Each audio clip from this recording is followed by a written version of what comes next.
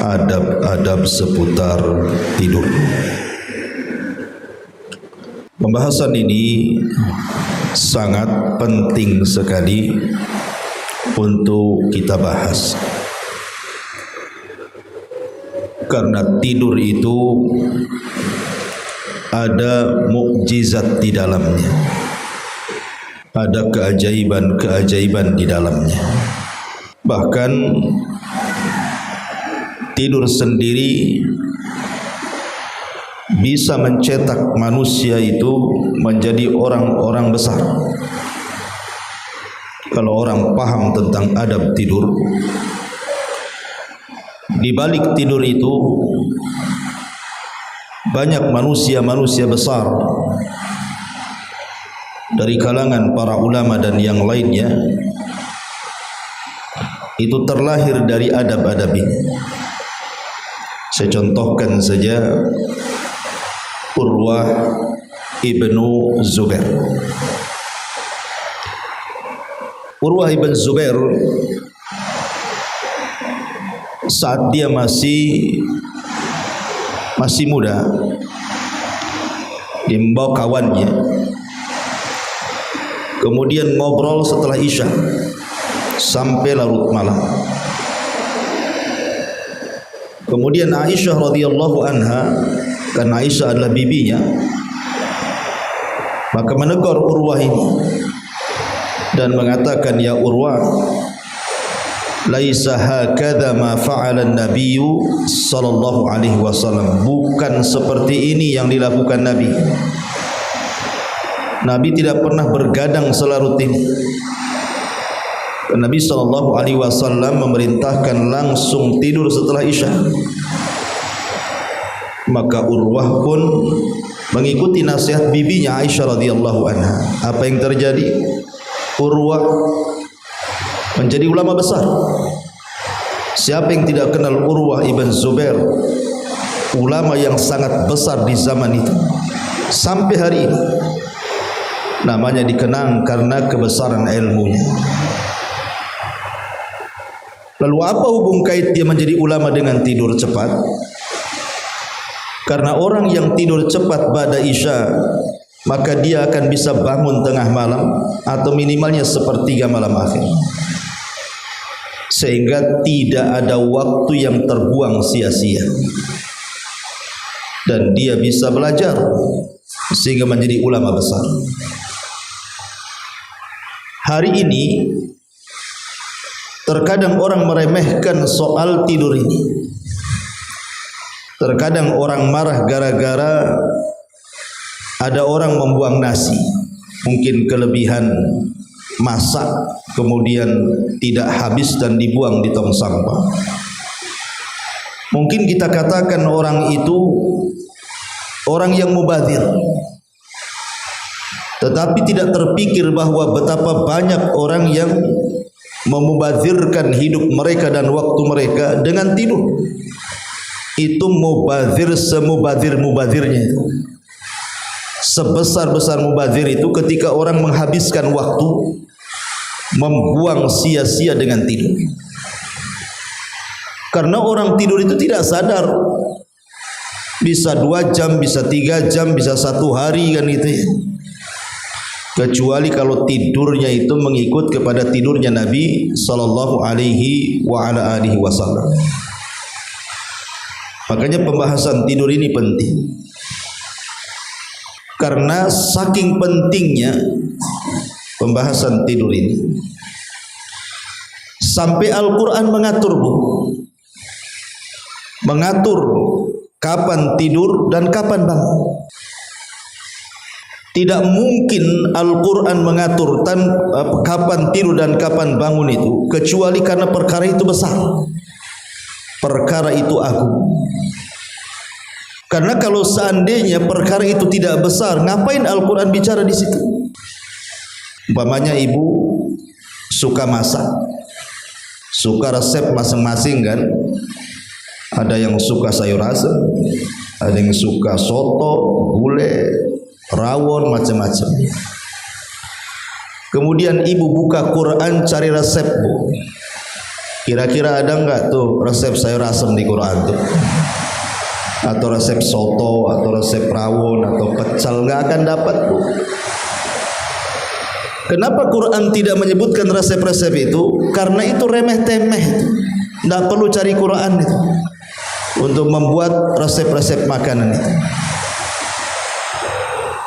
Tetapi ketika Al-Quran bicara soal kapan tidur dan kapan bangun itu, menunjukkan ini bukan perkara remeh-temeh, ini perkara besar, diatur dalam Islam. Karena ada keajaiban dan mukjizat yang akan didapat bagi orang yang paham soal urusan tidur dan bangun ini. Ma'asyiral muslimat yang dimuliakan Allah Subhanahu wa taala. Di sini muallif rahimahullahu taala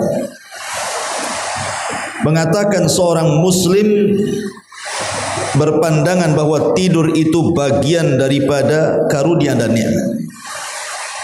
Ya, karena orang yang tidak bisa tidur kan tersiksa, Bu. Orang kalau tidak bisa tidur itu sangat-sangat tersiksa. Bahkan ada sebagian orang itu tidak bisa tidur kecuali harus menegak obat, kan. Ada orang yang seperti itu. Tak bisa tidur saya Ustaz kecuali harus minum obat. Kalau tidak minum obat sehari 2 hari dia tidak bisa tidur sama sekali. Nah, ini kan tersiksa luar biasa. Tapi ada orang yang mudah tidur, Bu.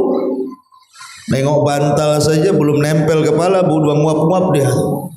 Ada orang yang cepat tidur, sekali letak saja sudah ngorok, kan dia. Ada orang yang tidur itu dimukodimahi dulu, entah baca dulu sampai capek gitu, padamkan listriknya dan begitu seterusnya, macam-macam lah orang tidur itu.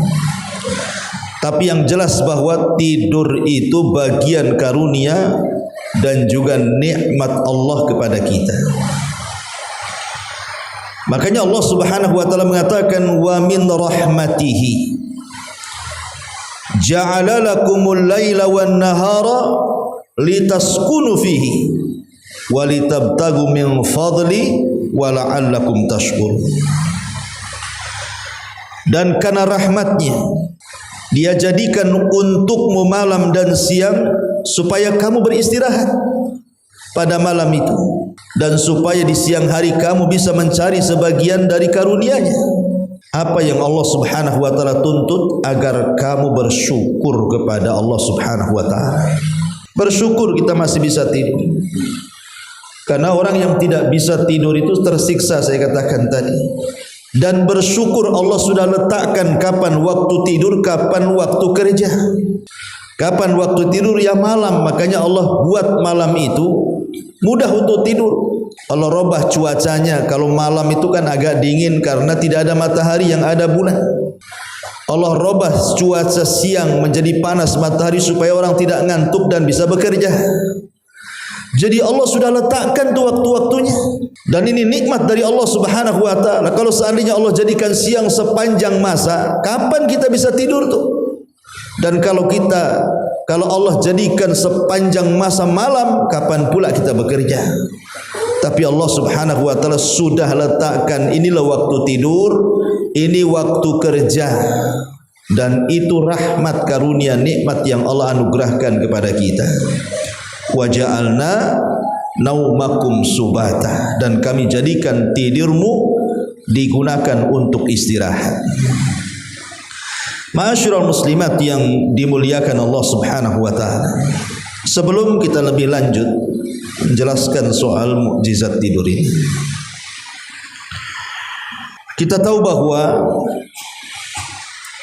Nabi sallallahu alaihi wasallam adalah manusia yang paling mulia yang Allah utus di alam semesta ini.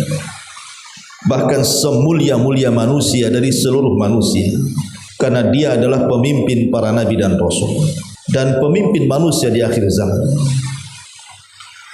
Nabi SAW sudah mencontohkan kepada kita bagaimana seseorang itu kapan harus tidur, dan kapan harus bangun. Kadang-kadang Bu, seseorang itu kalau bertanya sama orang tidur, biasanya pertanyaannya Bu, kapan kamu bangun? Saya bangun jam 5. Ya pantaslah kamu tak bisa subuh, lewat subuhnya jam 5 atau jam 6 baru kamu bangun. Sebenarnya pertanyaan itu dibalik, jangan seperti itu. Tapi tanya kepada dia, kapan kamu tidur? Sebab kapan tidur itulah menentukan bangun. Kalau tidur ba'da isya, insya Allah enggak usah dikasih alarm sekalipun. Tengah malam atau sepertiga malam akhir itu dipastikan dia bangun. Karena sudah lama kalau tidur 5-6 jam itu sudah terbangun orang. Kecuali dia capek kan gitu ya. Tapi kalau tidurnya jam 1 kemudian mengharap bangun jam 3, nggak yakin saya. Nggak yakin. Alarm itu yang bunyi kencang itu bukan bunyi alarm itu. Disangkanya bunyi suruh tidur, tidur lagi gitu. Itu mungkin salah dengar dia. Makanya dia makin ngorok kan. Jadi kalau seandainya orang itu mengikuti gaya Nabi tidurnya, di mana Rasul sallallahu alaihi wasallam tidur itu selepas Isya, maka dipastikan orang itu akan bangun cepat. Tak perlu alarm-alarm itu.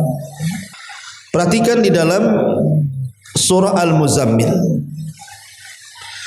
Allah Subhanahu wa taala berfirman, "Ya ayyuhal muzammil, qumil laila illa qalila.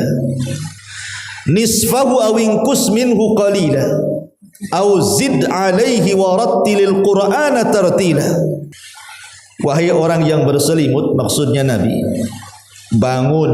Lihat, Quran menjelaskan kapan bangun untuk melaksanakan solat malam, kecuali sebagian kecil, yaitu separuhnya atau kurang sedikit dari itu, atau lebih dari 1/2 itu, dan bacalah Al-Quran dengan pelan-pelan atau tartil.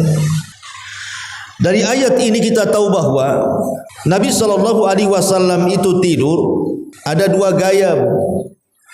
Pertama, tidur nisful lail, separuh malam dia tidur, separuh malamnya dia bangun. Atau 2/3 dia tidur, 1/3-nya dia bangun. Itu zahir surah Muzammil tuh. Jadi tidurnya Nabi pada Isya langsung, nanti tengah malam dia bangun. Dan aktivitas Nabi biasanya langsung tahajud dan qiraatul Quran. Atau ditambah sedikit, menjadi 2/3 Rasul tidur itu. Nanti 1/3 malam akhir bangun. Begitulah Nabi mengajarkan kapan tidur dan kapan bangun. Kenapa Nabi SAW mengajarkan seperti itu dan Al-Quran juga mencatatnya? Karena saya ulang dari awal, tidur itu sebuah keajaiban dan mukjizat.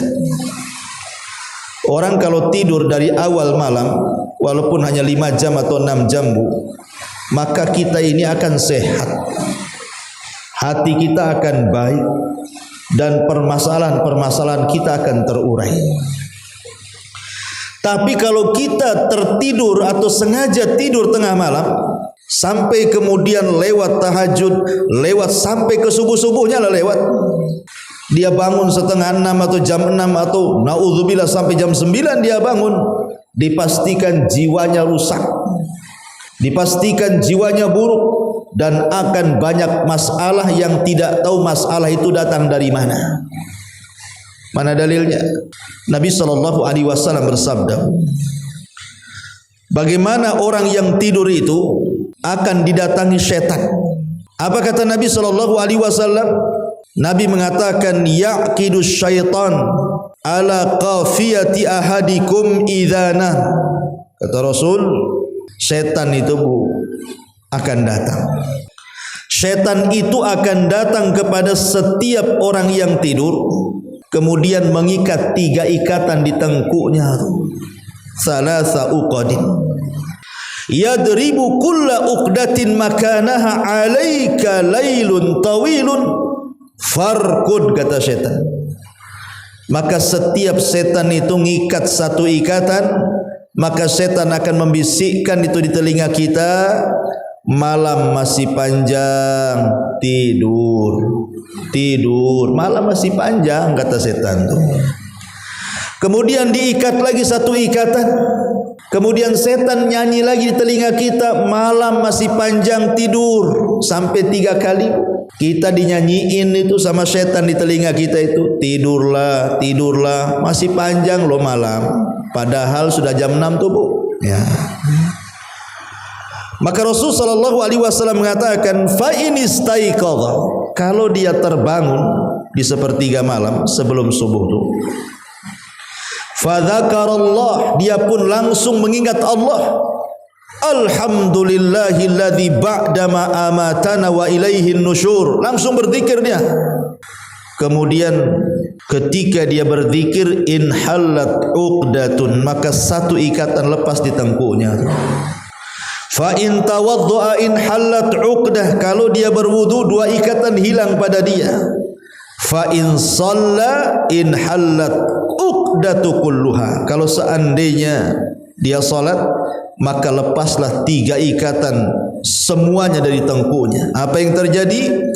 Fa asbaha nasyitan thayyiban nafsi wa illa asbaha khabithan nafsi kaslan, kata Rasul, sehingga dia pun menjadi ceria hidupnya, penuh semangat hidupnya, tidak kalut hidupnya, tidak stres hidupnya, tidak banyak masalah hidupnya. Namun jika tidak demikian, maka dia akan memasuki waktu pagi dengan jiwa yang jelek, malas, dan akan banyak masalah hidupnya. Lihat Bu, bagaimana Nabi SAW sudah memberikan konsep kepada kita. Kalau jiwa kita ingin baik, hati kita ingin tenang, muka kita ingin ceria, masalah teruraikan pelan-pelan dan tidak ada problem dalam hidupnya, ikutilah mukjizat tidur ini. Tidur cepat, bangun juga cepat. Karena begini Bu, kenapa orang-orang yang kemudian bablas fajarnya, solat subuhnya, jangan lagi cerita tahajudnya, jangan lagi cerita baca Quran sepertiga malamnya, kenapa kemudian hidupnya rungsek tuh Bu? Ya karena ikatan setan belum terurai di tengkuknya. Ikatannya itu kalau tiap hari seperti itu, 3 ikatan, besoknya lagi 3 ikatan, besoknya lagi, nggak semerawut tuh ikatan itu. Cuman cara tarik benangnya tuh. Makanya jiwanya buruk, hidupnya rungsek, banyak masalah gitu ya.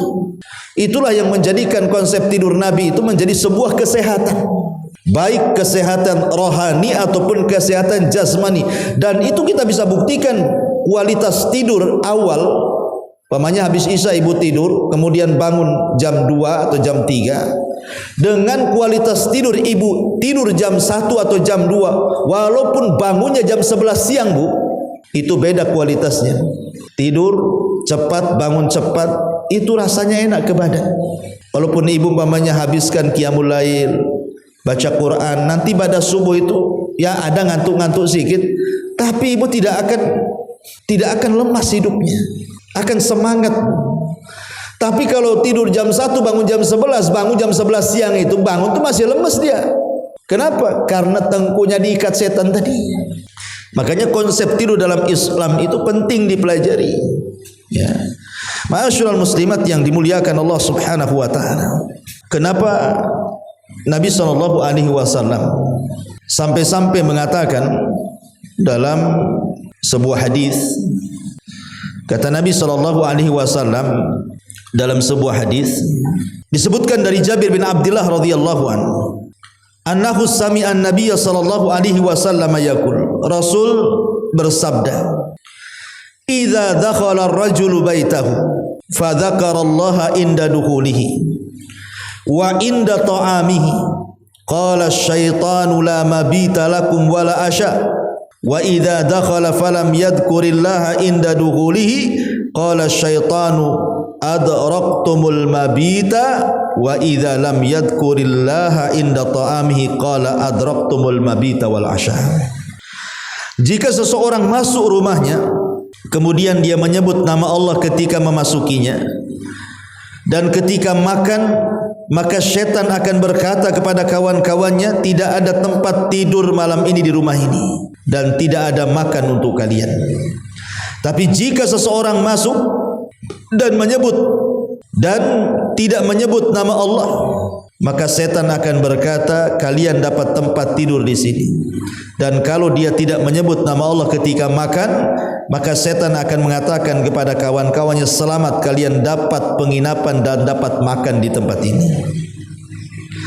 Artinya setan itu mengincar rumah-rumah yang di situ tidak dibacakan nama-nama Allah.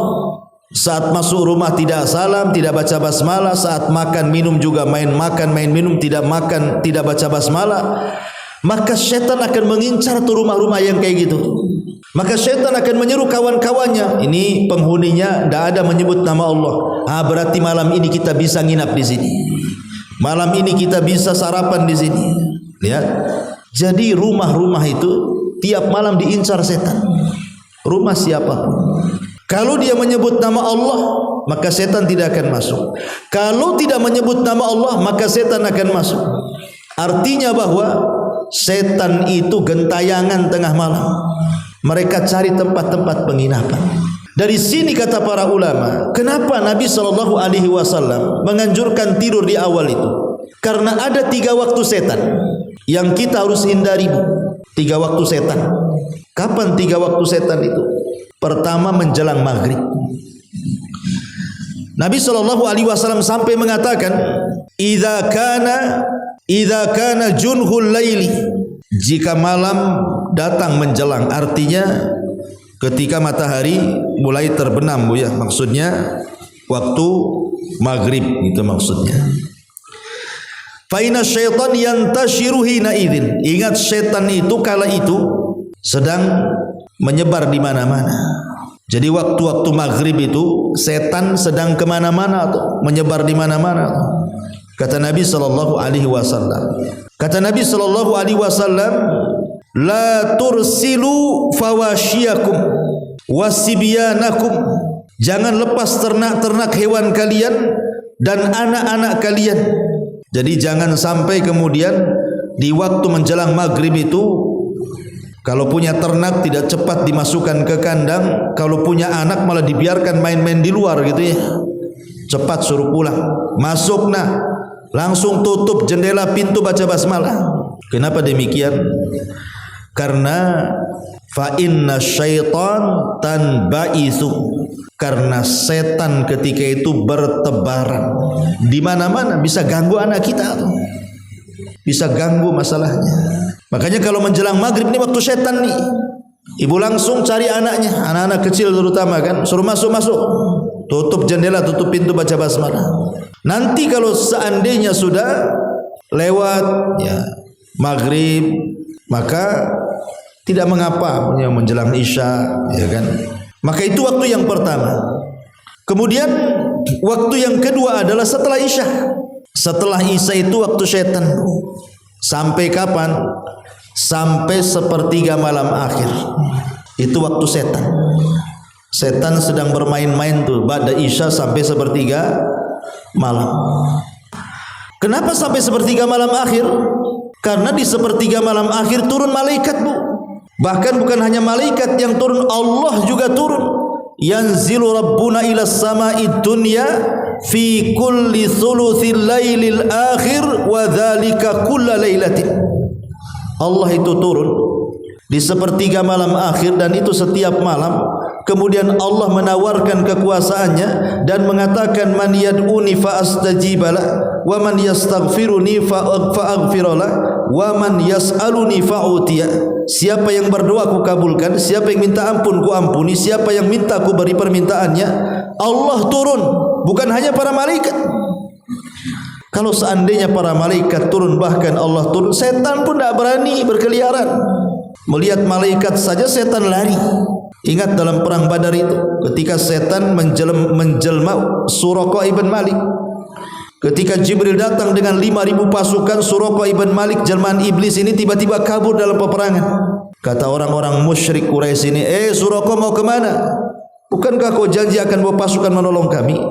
Kata Suraqah, oh tidak, saya ingin lari saja. Fa inni ara ma la tarawna, aku lihat apa yang kau tidak lihat. Maksudnya malaikat lagi turun, iblis saja ngacir.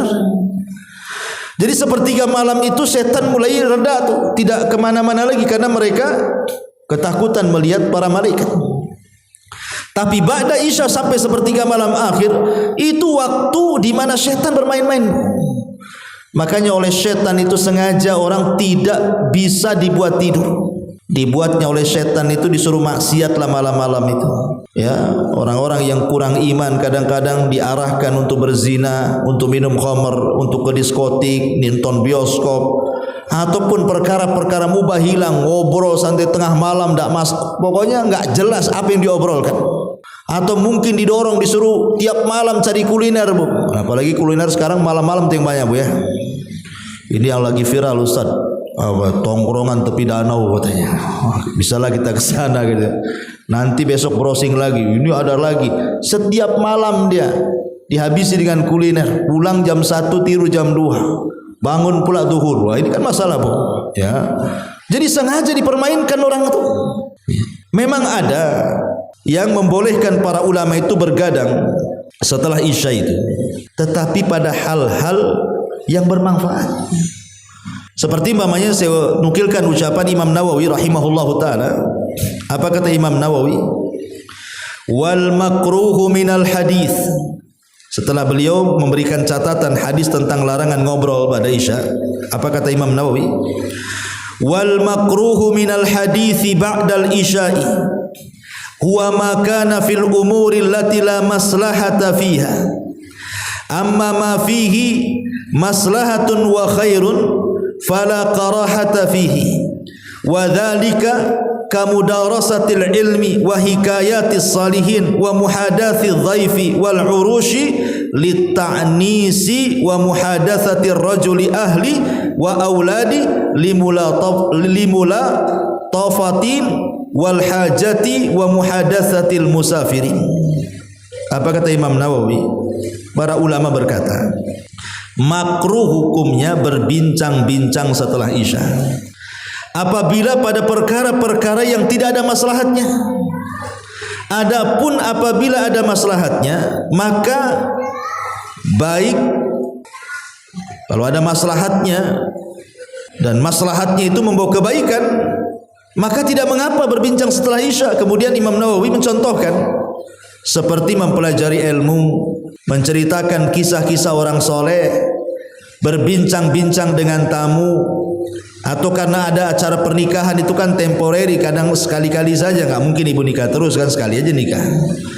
Atau berbincang-bincang dan ramah tamah dengan istri dan anak-anak atau dengan suami gitu ya.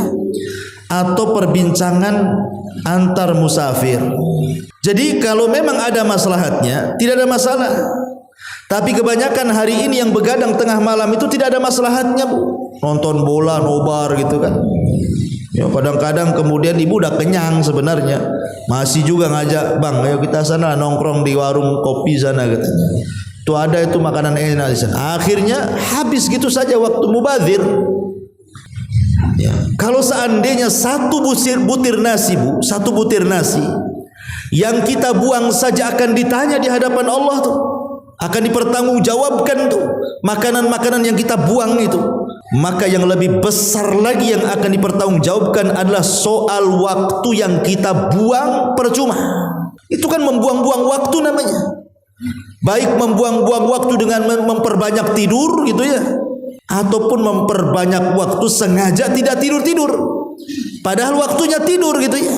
Ini semua akan ditanya. Makanya kenapa Al-Quran itu lebih banyak bersumpah dengan waktu, karena waktu itulah yang berjalan dengan kita dan yang akan ditanya oleh Allah Subhanahu wa taala. La tazalu qadama abdin hatta yus'al an arba. Tidak mungkin bergeser anak Adam kecuali ditanya 4 perkara. Semua bicara waktu.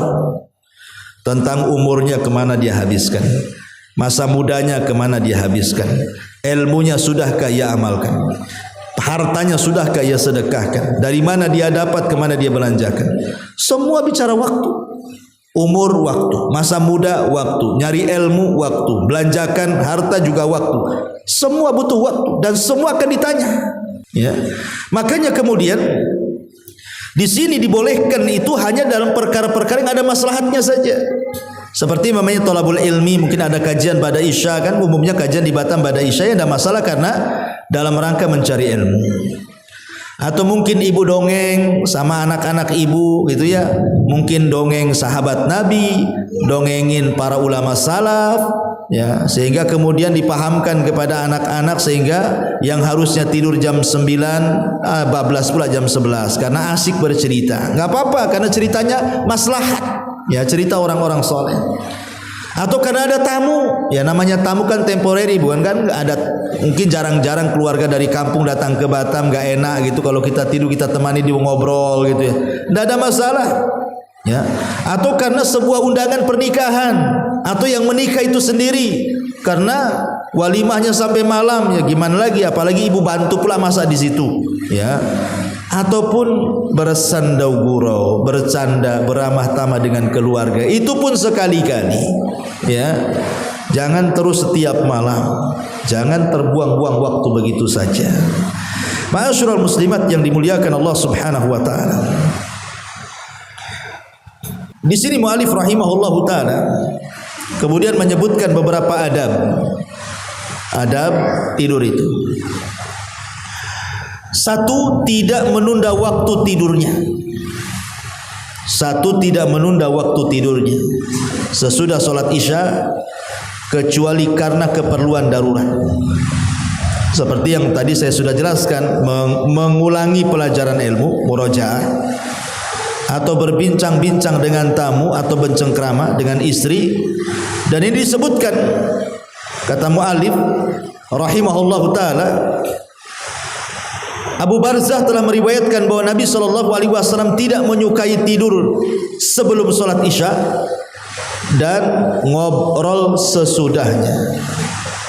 Jadi Rasul tidak suka tidur sebelum isya, artinya tidur setelah maghrib itu Rasul tidak suka. Kalau ibu habis maghrib jangan tidur, Rasul tak suka. Atau kemudian bergadang tuh tengah malam setelah isya. Ya. Alasan kenapa Nabi SAW melarang tidak boleh berbincang-bincang setelah isya itu, dikatakan oleh Al-Hafidz Ibnu Hajar rahimahullahu taala, was-samaru ba'daha qad yuaddi ila an-naumi 'anis subhi aw an waqtihal mukhtar aw an qiyamil laili wa kana Umar bin Khattab yadribun nas ala dzalika wa yaqul asamaran awwalal laili wa nauman akhirahu. Kata Al-Hafidz Ibnu Hajar rahimahullahu taala ketika memberikan catatan larangan ngobrol setelah isya, bergadang setelah isya bisa menyebabkan ketiduran. Dan itu bisa kita rasakan kan Bu ya. Kalau seandainya begadang tengah malam kemudian sampai jam 1 Bu, jangan lagi cerita adab-adab tidur. Nggak ada cerita tuh adab-adab tidur itu dilakukan. Karena kalau sudah begadang ngantuk Bu, itu orang langsung lesehan itu. Nengok bantal langsung tidur. Nggak ada cerita wudu, nggak ada cerita doa sebelum tidur, nggak ada ini, nggak ada itu, nggak ada tuh. Nah, hilang adab-adab tidurnya. Itu dia akibatkan begadang. Karena menyebabkan ketiduran. Bahkan ketiduran itu nantinya sehingga tidak sampai melaksanakan subuh alias bablas subuhnya. Atau kesiangan ketika sholat subuh, harusnya subuh jam 5, subuh pula lah jam 7 gitu ya. Bahkan terlewat padanya sholat malam, sehingga Umar bin Khattab radhiyallahu an memukul orang-orang yang bergadang ngobrol tengah malam itu sambil mengatakan, apakah mereka begadang di awal malam dan tidur di akhir malam? Ya. Sampai Umar radhiyallahu an membuat aturan, ya, bahwa tidur cepat itulah tidur Nabi. Ma'asyiral muslimat, itulah alasan kenapa Nabi melarang ngobrol kecuali ada maslahatnya, karena tadi yang dikhawatirkan kewajiban yang harusnya dilaksanakan ditinggalkan, hal-hal yang tidak berpahala pula dilakukan, bahkan yang berdosa pula dilakukan dia, naudzubillah. Ya, ma'asyiral muslimat yang dimuliakan Allah Azza wa Jalla. Kemudian yang kedua, berusaha untuk tidak tidur sebelum berwudu. Terlebih dahulu Nabi sallallahu alaihi wasallam sudah memberikan aturan dengan sabdanya dari kepada Bara ibn Azib radhiyallahu an, idza ataita madja'aka fatawadda wudu'aka lis-salati. Hei Bara, apabila engkau hendak tidur ke pembaringanmu, maka berwudulah terlebih dahulu sebagaimana wudumu untuk solat. Sebagaimana wudumu untuk solat. Kenapa, Bu? Kenapa kita disuruh berwudu? Sebagian ulama mengatakan begini, orang kalau ingin tahu seseorang itu mati husnul khotimah atau su'ul khotimah, orang kalau ingin tahu seseorang itu mati husnul khotimah atau su'ul khotimah, itu lihat pekerjaan sebelum tidurnya. Kalau pekerjaan sebelum tidurnya dia berwudu, dia berzikir, dia baca Quran, dia ibadah, dia witir, dan begitu seterusnya, sedekah, pokoknya ibadah-ibadah, maka kemudian dia tidur, kalau Allah takdirkan tidak bangun lagi alias meninggal, maka dipastikan dia husnul khotimah. Dipastikan dia husnul khotimah. Tapi kalau sebelum tidurnya aktivitasnya maksiat kepada Allah Azza wa Jalla, dia berzina, dia minum khamr, dia hura-hura, dia membadzirkan hartanya, dia main-main dengan tidak ada faedahnya, kemudian tidur tidak berzikir, tidur tidak berwudu, main tidur, main lantak saja bahasa kitanya, kemudian Allah takdirkan dia bangun atau tidak bangun lagi alias meninggal, dipastikan su'ul khotimah. Makanya bahaya tidur itu, karena tidur itu kan saudara kematian. Sebagaimana Rasul ditanya, Rasul apa di sorga itu ada tidur? Kata Rasul, ya tidak ada lah, karena tidur itu saudara kematian, sementara di sorga tidak ada kematian. Orang tidur itu tidak tahu apakah besok bangun lagi atau tidak bangun lagi, kan tidak tahu tuh. Makanya kemudian Rasul itu mengarahkan supaya kita berwudu sehingga kondisi kita suci. Dan kalau orang kemudian dia memulai aktivitas sebelum tidurnya berwudu dan aktivitas-aktivitas doa-doa yang diajarkan Rasul, maka saat dia tidur, Bu, tidurnya jadi ibadah. Lihat, seorang muslim saja tidurnya pun jadi ibadah. Bahkan kalau dia tidur, di samping kiri malaikat, di samping kanan dan kirinya ada malaikat. Jadi kalau kita berguling ke arah kanan, malaikat sebelah kanan mengatakan, ya Allah ampuni orang ini, ya Allah rahmati orang ini. Kalau badan kita berguling ke sebelah kiri, maka malaikat di sebelah kiri mengatakan, Allahumma gfir lahu, Allahumma arhamhu, ya Allah ampuni orang ini, ya Allah rahmati orang ini. Kan enak, Bu, tidur saja didoakan malaikat tuh. Tidur loh didoakan malaikat. Maknanya tidurnya seorang mukmin itu ibadah. Ya, tapi banyak orang-orang tidur itu bukan malaikat di samping kiri kanan, yang ada setan yang ada di samping kiri kanan.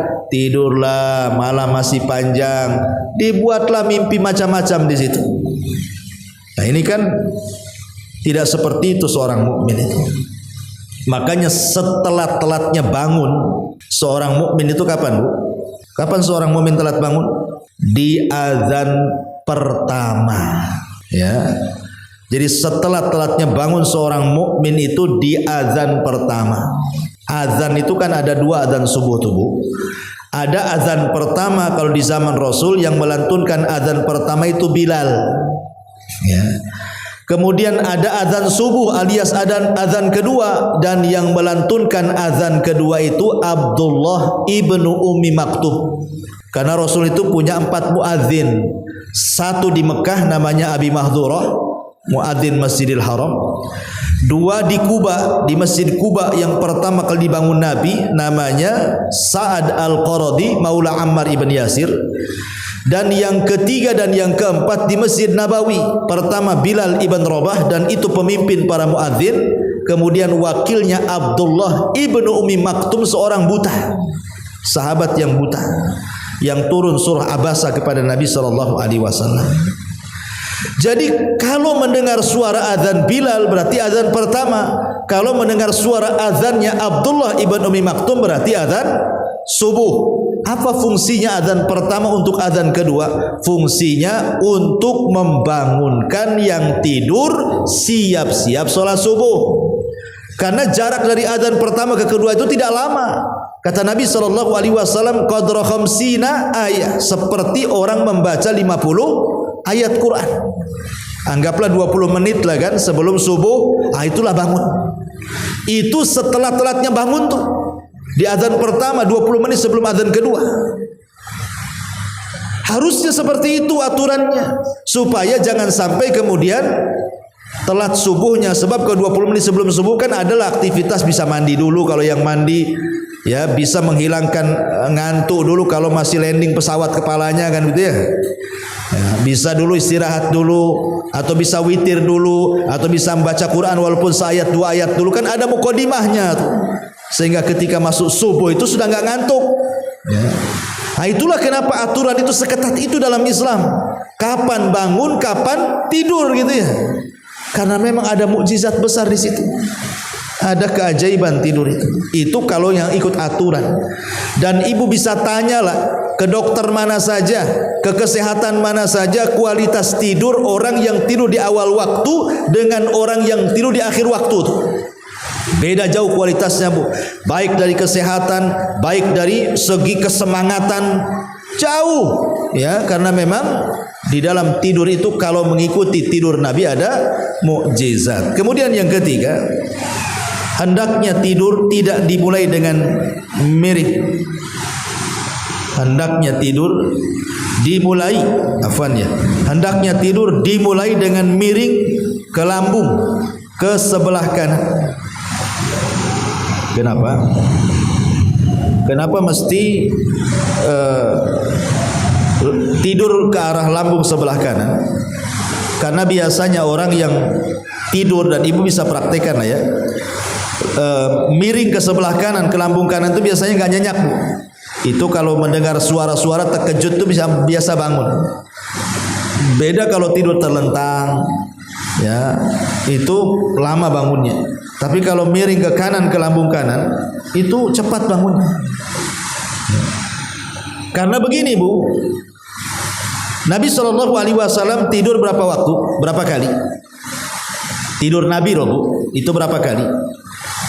Tidur Nabi itu 3 kali bu. Tidur Nabi itu 3 kali. Kalau kita berapa kali bu? Kalau kita bukan tidurnya 3 kali, makan yang kita 3 kali itu ya. Rasul itu tidur setelah Isya, kemudian bangun separuh malam, atau ditambah 2/3 tidur, kemudian 1/3 malam dia bangun. Ini waktu pertama Rasul tidur, dan ini tidur terpanjang Nabi. Jadi tidur terpanjang Nabi itu dimulai dari ba'da Isya. Nanti tengah malam dia bangun, atau 2/3 malam dia tidur, 1/3 malamnya dia bangun. Itu pokok tidurnya Nabi. Ya. Kemudian yang kedua, Nabi itu tidur nanti setelah melaksanakan qiyamul lail. Nabi itu kalau melaksanakan qiyamul lail kan panjang bu. Kata Aisyah radhiyallahu anha, jangan kau tanya berdirinya, indahnya, panjangnya. Jangan kau tanya ruku sujudnya. Ruku dan sujudnya, rukunya sama dengan berdirinya, sujudnya sama dengan rukunya. Panjang Rasul itu. Kadang-kadang mengulang-ulang ayat Al-Quran sambil menangis. Ya. Lah nanti kalau sudah dekat-dekat subuh bu ya, setelah melaksanakan sholat sunnah 2 rakaat, namanya sholat sunnah fajar. Itu kan ada waktulah kira-kira 10 menit sebelum subuh ya kan. Maka Rasul tidur lagi tuh. Jadi sebelum subuh Rasul tidur lagi, tapi bukan tidur betulan, tidak. Tidur miring ke sebelah lambung kanan. Kemudian telapak tangan dijadikan bantal. Nah, itu waktu tidur kedua tuh menjelang mendekati subuh. Ya, namanya tidur ittija namanya. Ustaz, kalau saya tidur nih 10 menit sebelum subuh, bablas lah tuh tidur saya katanya. Subuh saya bisa hilang lah. Iya, kalau tidurnya model ibu-ibu pakai bantal, pakai kasur, ya bangun jam 7 Bu ya. Nah, kalau ingin tidur menjelang subuh itu 10 menit sebelum subuh, itu bukan tidur, itu maksudnya sleep chicken maksudnya Bu. Maksudnya ya tidur ayam supaya meluruskan pinggang karena keletihan habis qiyamul lail, maka dibaringkan ke lambung kanan hanya sekedar untuk merebahkan saja, itu maksudnya. Tapi kalau seandainya pun tertidur, insya Allah kalau seandainya posisi tidurnya seperti itu nggak akan nyenyak Bu. Pasti dengar azan bangun tuh. Ya. Ini yang kedua. Dan yang ketiga, waktu tidurnya Nabi itu adalah tidur kailulah. Tidur kailulah itu ada yang mengatakan setelah zuhur, ada yang mengatakan sebelum zuhur. Itu khilaf ulama. Ya, tapi intinya tidur siang lah. Walaupun saya sendiri cenderung kepada pendapat sebelum zuhur, kira-kira 1 jam sebelum zuhur. Tapi kalau setelah zuhur pun ada masalah. Intinya kailulah itu tidur siang. Kenapa? Karena kailulah itu dalam rangka menyelisih setan. Tadi kan saya ulang, waktu setan ada 3 kan Bu. Setelah isya, sebelum maghrib sampai terbenam matahari, setelah isya sampai sepertiga malam, dan ini yang ketiga siang. Ya, siang itu tempat setan bermain-main, karena setan gak tidur siang tuh, sengaja orang itu dibuat jangan tidur. Karena fungsi kailulah itu, maksudnya tidur siang itu supaya kita bisa bangun malam. Dan kailulah itu tidak usah lama-lama. Ya bisa 15 menit, bisa 20 menit, bisa setengah jam lah gitu. Itu juga hanya rebahan-rebahan saja. Kalau di kantor ya cukup kita sandarkan di kursi, ataupun mungkin direbahkan di meja. Kalau dia supir, taksi, angkot atau apa, ya tinggal direbahkan saja di kursi mobil gitu ya. Hanya sekedar untuk menghilangkan keletihan kerja 1 hari, supaya urat-urat ini tidak tegang. Dan itu sudah diteliti oleh Barat. Orang yang membiasakan tidur walaupun sedikit di siang hari, itu bisa menyehatkan jantung dan tidak akan terkena penyakit stroke. Tapi walaupun seandainya Barat tidak menelitilah soal kenapa Islam itu menganjurkan tidur siang walaupun sedikit, walaupun tidak tidur betulan, hanya rebah-rebahan, dan itu kesehatannya luar biasa dan itu bagian mukjizat kan, anggaplah Barat tidak meneliti. Tetap kita yakini bahwa dalam perbuatan Nabi itu ada maslahat kebaikan dan pasti ada pahala di dalamnya. Bukan hanya pahala, ada kesehatan, ada kebaikan, ada maslahat. Dan tidak mungkin Rasul melakukan sesuatu yang sia-sia kan begitu. Ya, ma'asyiral muslimat yang dimuliakan Allah Subhanahu wa taala. Kemudian yang ketiga kata muallif, yang keempat, jangan tidur dengan badan telungkup, karena itu tidurnya penduduk neraka atau tidur yang tidak disukai Allah. Jadi ibu telungkup maksudnya tidur di atas perut, itu namanya perutnya direbahkan, ditelungkupkan, enggak boleh. Ya, itu tidurnya penduduk neraka seperti itu. Makanya Rasul mengatakan innaha dij'atu ahlin nar. Tidur yang seperti itu adalah berbaringnya penduduk neraka. Dalam riwayat innaha dij'atun la yuhibbuhullah. Itu tidur yang Allah tidak suka di situ. Ya Ibu ya, kecuali ibu lagi diurut, ya enggak mungkin lah telentang, kan diurut punggungnya kan Bu ya. Ya, ibu lagi kerokan, ya terpaksalah ibu telungkup. Tapi habis diurut kerokan, jangan kemudian tidur. Jadi kalau suami lagi diurut sama ibu lagi dikerok, kemudian dia kan telungkup tuh Bu, tiba-tiba habis diurut kok ngorok, bangunkan. Jangan dibiarkan, bangunkan, bang, jangan tidur kayak gitu. Itu tidurnya posisi penuh neraka tuh. Takut-takuti gitu ya. Jadi suruh telentang ataupun ke lambung sebelah kanan. Taib. Kemudian yang nomor 5, hendaklah mengamalkan zikir-zikir yang diajarkan. Salah satunya subhanallah walhamdulillah wallahu akbar 33 kali. Ataupun la ilaha illallah wahdahu la syarikalah lahul mulku wa lahul hamdu wa huwa ala kulli syai'in qadir. Ataupun yang dinasihatkan Rasul kepada Ali, membaca tahmid 33 kali, membaca takbir 43 kali dan baca tasbih 33 kali. Jadi semua 100. Tasbih 33, tahmid 33 dan takbir 34. Jadi 100. Kemudian yang berikutnya juga ini doa yang sangat bagus sekali. Ya, kalau bisa ibu hafal lah. Yang ini nih, ya.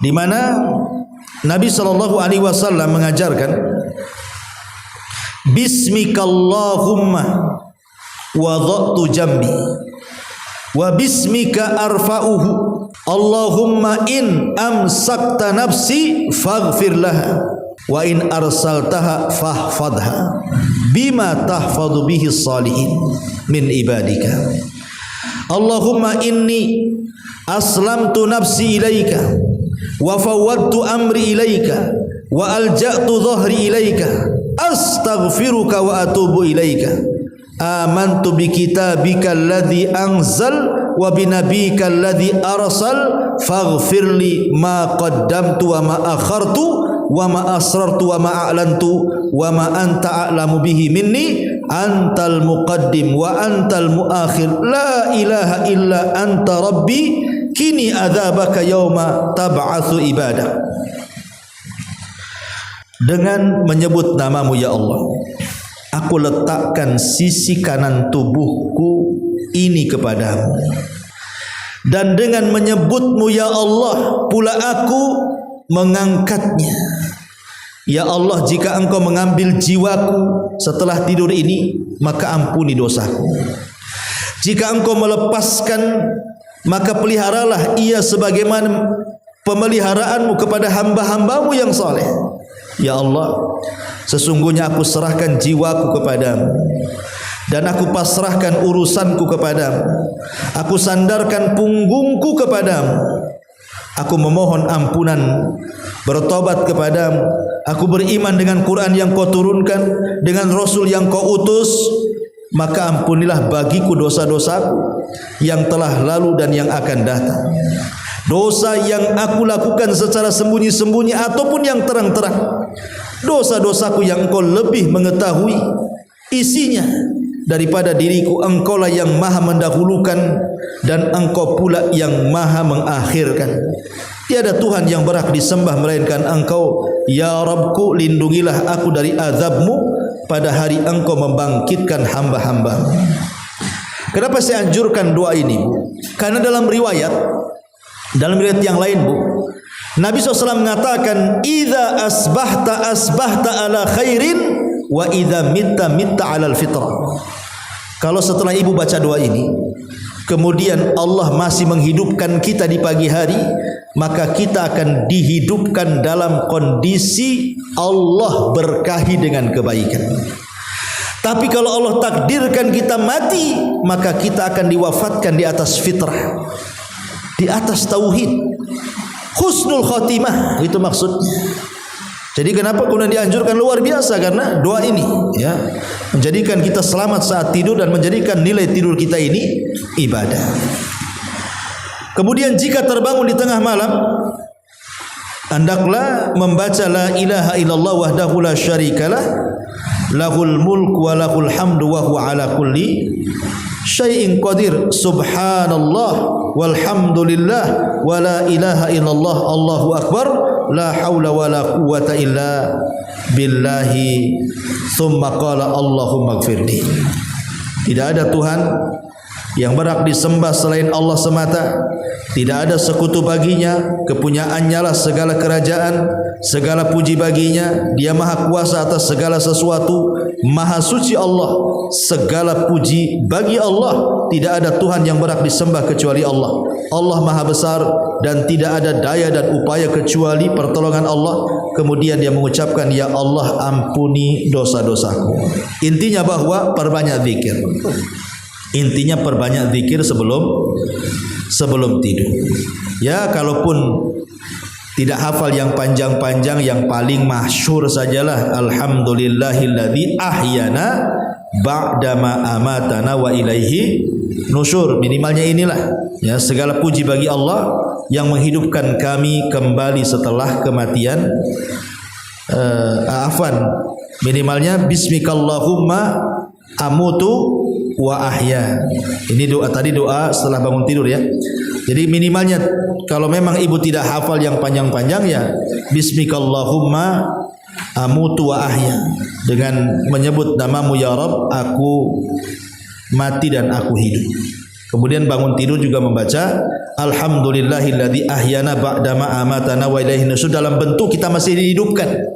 Karena betapa banyak orang yang tidur tidak hidup lagi, maka syukuri kita masih dibangkitkan kembali, masih hidup dan tidak mati, dengan menyebut alhamdulillah, segala puji bagi Allah yang telah menghidupkan kita setelah mematikan, maksudnya menidurkan, dan hanya kepada Allah lah kami akan dikumpulkan. Masyarul muslimat yang dimuliakan Allah Azza wa Jal, adapun secara khusus ya, adab-adab tidur memang di sini singkat ya mualif ya. Tapi kita coba baca saja secara singkat. Yang pertama, tafakur. Malam ini tempat tafakur, memikirkan kuasa-kuasa Allah, bagaimana Allah munculkan bintang-bintang, bagaimana ada bulan, bagaimana langit digelapkan, dan begitu seterusnya. Ini tidak mungkin dilakukan kecuali Allah yang melakukannya. Di situ tafakur dengan kekuasaan, supaya kita makin dalam keimanan kita kepada Allah.